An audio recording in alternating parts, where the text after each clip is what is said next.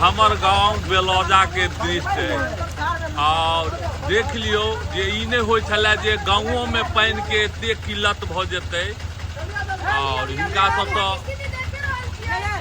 एकदम से स्थिति खराब है, दयनीय है गाँवों घर सबके आ एतेक धर्म बढ़ि गेल छै हमरा नजर में, तै लोग ई सब होय छै। गाँवों घर के कल सब पूरा सुखा गेल छै आ देख लियो पानी सब बाँटि रहल छै।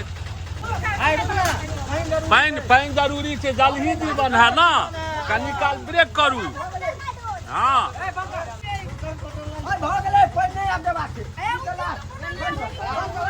पानी हुआ दहक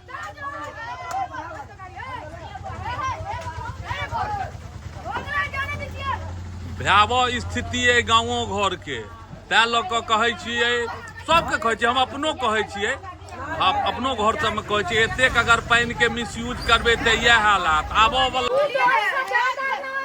ई होय छलै जे गाँव में कतौ कतौ एना कतौ पानी छै, लेकिन घूमि रहल छथि ई सब। जे स्थिति देख रहल छियै गाँव घर के, बहुत दयनीय स्थिति से गाँव घर चलि रहल है।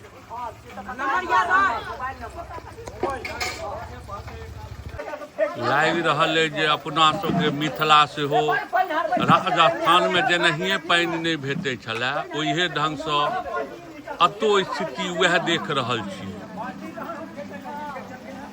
आ ई पानी पीबो ला कपड़ा खींचो ला नहीं भेटै छै ना,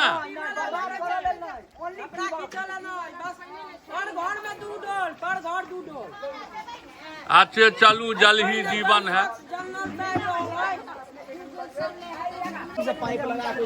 आहो तोरा किया दिक्कत भ गेलो पानी के?